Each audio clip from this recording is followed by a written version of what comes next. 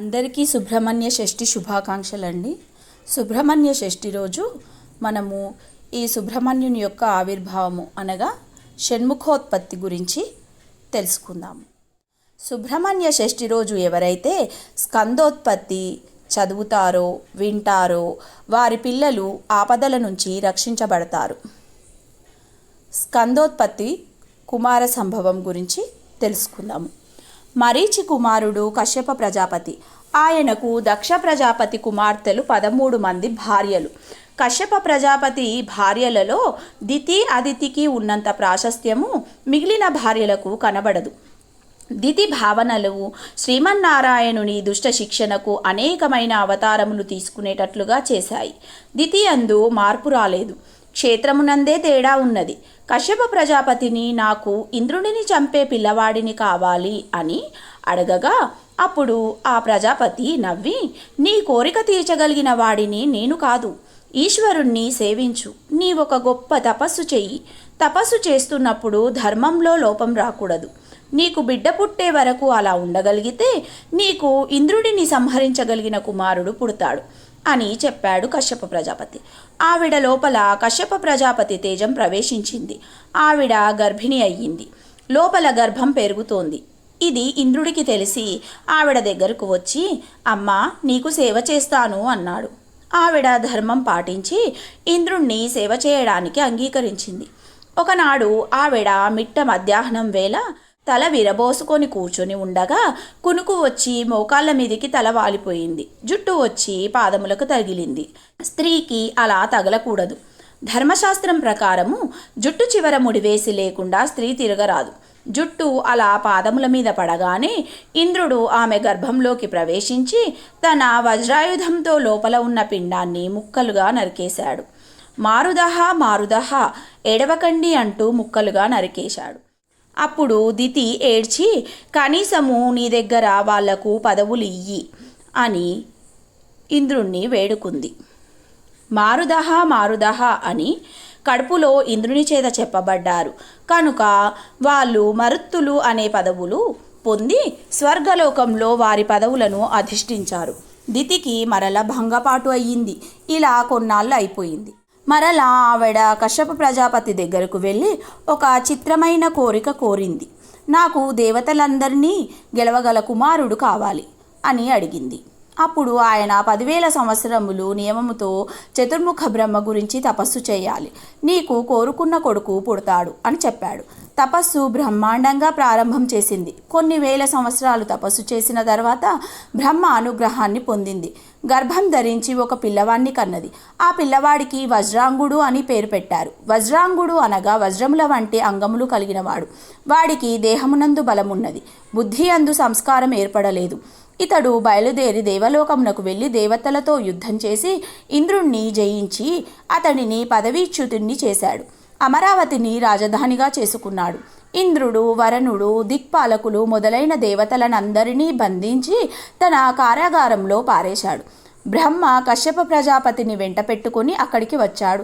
వారు వస్తే వజ్రాంగుడు లేచి స్తోత్రం చేసి నమస్కారం చేశాడు. సముచితాసనమున కూర్చుండబెట్టి అర్ఘ్యపాద్యాదులను కూడా ఇచ్చాడు. బ్రహ్మ, నాయన నీవు చేసిన అతిథి మర్యాదకు చాలా సంతోషించాము.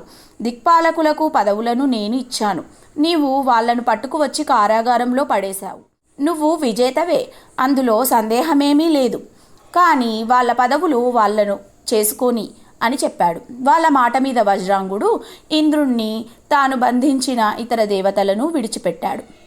వజ్రాంగుడు బ్రహ్మతో, మహానుభావ, అనుకోకుండా ఈవేళ నా కోసం ఇలా వచ్చావు. నేను నిన్ను ఒకటి ప్రార్థన చేస్తున్నాను.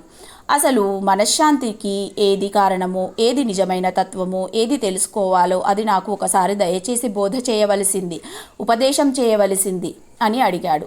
ఇటువంటి కోరిక కోరేసరికి ఆయన పొంగిపోయి, నాయన నీవు ఎల్లప్పుడూ సత్వగుణమును పట్టుకొని ఉండు, ఈశ్వరుణ్ణి నమ్మి ఉండు, నీకు ఏ ఇబ్బంది ఉండదు. నీకు వరాంగి అనే ఆమెను భార్యగా నేను సృష్టించిస్తున్నాను, తీసుకో అని బ్రహ్మ దగ్గర నుండి పౌరోహిత్యం చేసి వజ్రాంగుడికి వరాంగికి పెళ్లి చేశారు.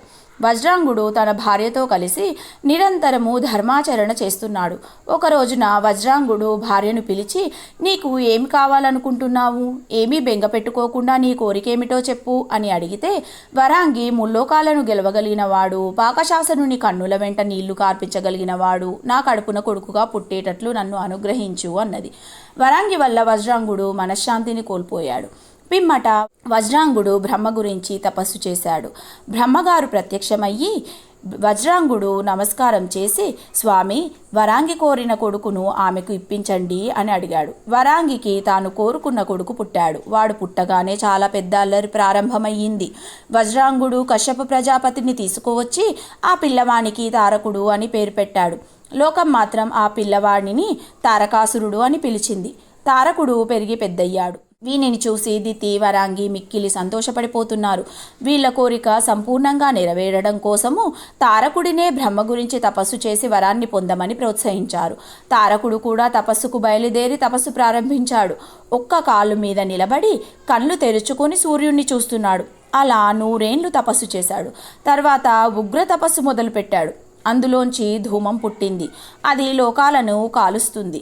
దేవతలందరూ బ్రహ్మ దగ్గరకు వెళ్ళి, వీని తపస్సు వలన లోకాలన్నింటినీ కాల్చేస్తుంది. మీరు వెళ్ళి వాడికి ఏం కావాలో అడగండి మహాప్రభో అన్నారు. తారకుడి ఎదురుగా బ్రహ్మ ప్రత్యక్షమయ్యి, నాయనా, ఏమిటి నీ కోరిక అని అడిగాడు. బ్రహ్మకు తారకుడు ఒక నమస్కారం పెట్టి, దేవతలనందరినీ 3 లోకములను గెలవగల శక్తిని నాకు ఇయ్యవలసింది. పురారి అయిన పరమశివుడు మన్మథుని దయిస్తాడు. ఆయన కామారి, ఆయనకి కోరిక లేదు. అటువంటి పరమశివునికి కామం కలిగి వీర్యస్ఖలనం అవ్వాలి. అలా అయితే ఆ వీర్యంలోంచి కొడుకు పుడితే వాడి చేతిలో నేను చనిపోతాను. ఆ మేరకు వరం ఇవ్వవలసింది అని అడిగాడు. బ్రహ్మ సాంబ సదాశివుని తలుచుకొని తథాస్తు అని భారంగా హంసను ఎక్కి వెళ్ళిపోయాడు. తారకుడిని 3 లోకములకు రాజ్యాభిషేకం చేశారు. దేవతలందరినీ పిలిచి ఎవరెవరు ఏ ఏ పనులు చేయాలో నిర్ణయించి చెప్పేశాడు. ఇలా అందరినీ శాసించి చక్కగా సింహాసనం మీద కూర్చొని రాజ్యపరిపాలనం చేస్తున్నాడు. వాళ్ళందరూ శ్రీ మహావిష్ణువు దగ్గరికి వెళ్ళి, నీవు మమ్మల్ని రక్షించాలి అని చెప్పారు. ఈలోగా తారకుడు రానే వచ్చి నారాయణుడితో యుద్ధం మొదలుపెట్టాడు. శ్రీమన్నారాయణుడు సుదర్శన చక్రాన్ని ప్రయోగించారు. సుదర్శన చక్రం తారకుని కంఠం ముందు పుష్పమై రాజిల్లింది. అప్పటికి ఎటువంటి మాయ ప్రయోగించాలో అటువంటి విష్ణుమాయ చేసి శ్రీ మహావిష్ణువు అక్కడి నుండి తప్పుకున్నాడు. అందరూ కలిసి బ్రహ్మగారి దగ్గరకు వెళ్ళారు. ఈశ్వరుడికి కొడుకు పుట్టేటట్లుగా మేము ఎలా ధన్యులం అవుతామో మమ్మల్ని అనుగ్రహించండి అని వేడుకున్నారు. లోకమంతా నిలబడాలంటే శివుడికి కొడుకు కలగాలి. కుమార సంభవం జరగాలంటే పరమశివుని తేజస్సును స్వీకరించడానికి జగదంబయే ఉండాలి. కామమే లేని పరమేశ్వరుని యందు మన్మథుడు కామప్రచోదనం చేయగలడని తలచి ఇంద్రుడు మన్మథుడిని పిలిచి శివుని వద్దకు పంపాడు. మన్మథుడు వెళ్ళి బాణప్రయోగం చేసే ప్రయత్నంలో ఉండగా శంకరుడు 3వ కన్ను తెరిచాడు. ఆ కంటి మంటకు మన్మథుడు భస్మమైపోయాడు. ఇంద్రునితో సహా దేవతలందరూ వెళ్ళిపోయారు. రతిదేవి ఒక్కతే భర్త పోయాడని ఏడ్చింది. మన్మథుడి చేతిలో చెరుకు విల్లు పుష్పబాణములు పట్టుకుంటే శంకరుని కదిలించలేకపోయాడో దాన్ని అమ్మవారు స్వీకరించింది. అలా స్వీకరించినప్పుడు ఆవిడ శివకామసుందరి. అమ్మవారు వెళ్ళి గొప్ప తపస్సు చేసింది. శంకరుడు బ్రహ్మచారి రూపంలో వచ్చి తన పెళ్లి తానే చెడగొట్టుకునే మాటలు చెప్పాడు. అమ్మవారు ధూర్త బ్రహ్మచారి. శివ వ్యతిరేకమైన మాటలు విన్నందుకు ప్రాయశ్చిత్తం చేసుకోవాలి. నీ ప్రాంతాన్ని వదులుతావా వదలవా అని అదిలించింది. శంకరుడు నిజరూపం చూపించాడు. అమ్మవారిని వివాహం చేసుకున్నాడు. పార్వతీ కళ్యాణం అయ్యింది. పార్వతీ పరమేశ్వరులిరువురు తల్లిదండ్రులుగా కనిపిస్తున్నారు. పార్వతీ పరమేశ్వరుల కళ్యాణం వలన ప్రధాన ప్రయోజనం కుమార సంభవం జరగాలి. అందుకు ప్రకృతి యందు ఉన్నది ఒక్కటే ఆధారం. మహాతపస్వి అయిన శంకరుని అమ్మవారు ఆకర్షించింది. వారు దివ్యమైన క్రీడ జరుగుతుంది. దీన్నే శాస్త్రం నందు మైథునము అని పిలిచారు. శివపార్వతుల దివ్యమైన క్రీడ 100 దివ్య సంవత్సరాలు జరిగింది. ఆయన అమ్మవారు ఆడితే ఆడతారు, పాడితే పాడతారు. కానీ ఆయన తేజస్సు స్ఖలనం కాదు. అనగా ఆయన కామమోహితుడు కాలేదు. 100 దివ్య సంవత్సరములు అయిపోయాయి. తారకాసురుడు దేవతలను చితక్కొడుతూనే ఉన్నాడు. శివుని తేజస్సులోంచే కుమారుడు పుట్టి తారకాసురుడిని సంహరించగల మహావీరుడైన ఒక కుమారుడు కావాలి. కానీ ఆ తేజస్సు పార్వతీదేవి యందు ప్రవేశించకుండా ఉండాలి. శివుడితో నీకు మాత్రమే కుమారుడిగా ఉంటాను అని సనత్కుమారుడు అనడం వల్ల పార్వతీదేవి సంబంధం ఉంటుంది. కానీ ఆ తేజస్సు అమ్మవారిలో ప్రవేశించి అమ్మవారి యందు గర్భంగా పెరగడానికి అవకాశం ఉండదు. పరమశివుడు ఇన్నింటినీ ఏకకాలమునందు నిలబెట్టగలిగినవాడు.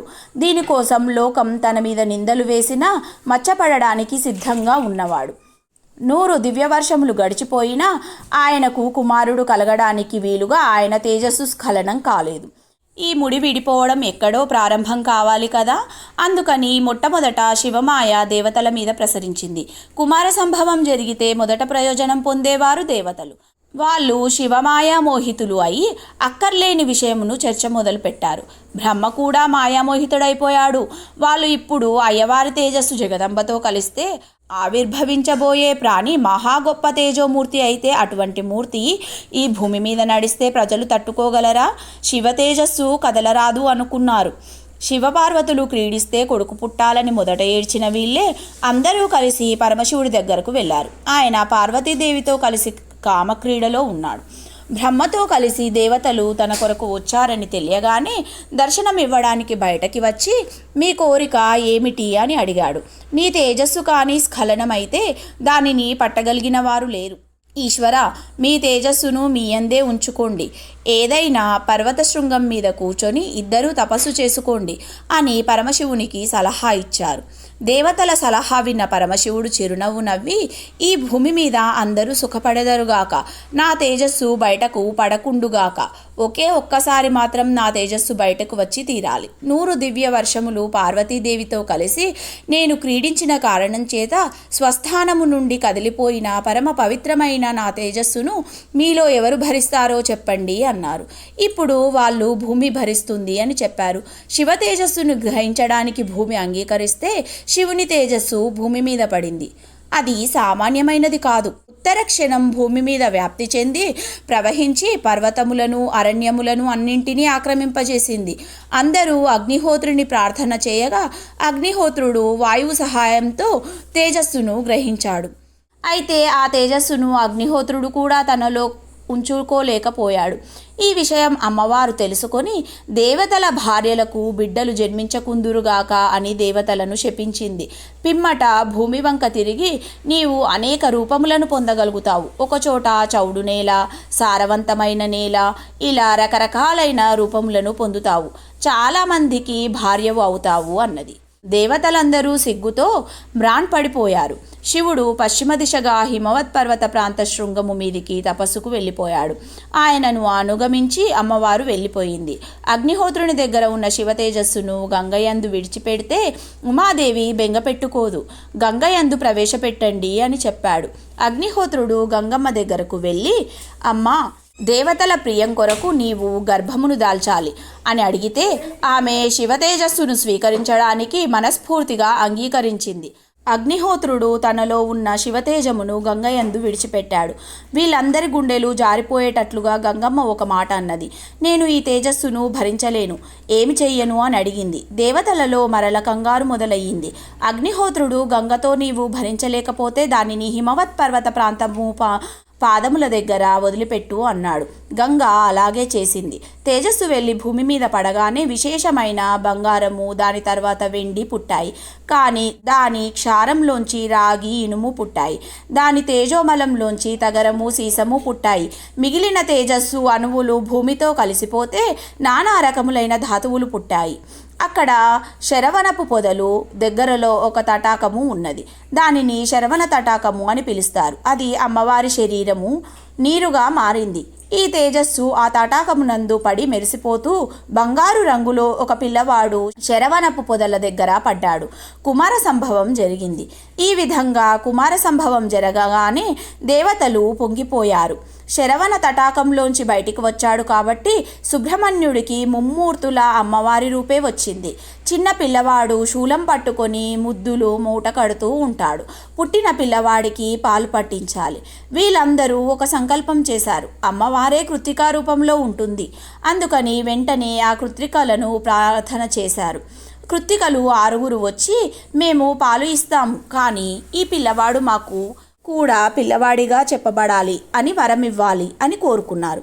ఈ పిల్లవాడు మీకు బిడ్డడుగా పిలువబడతారు అన్నారు.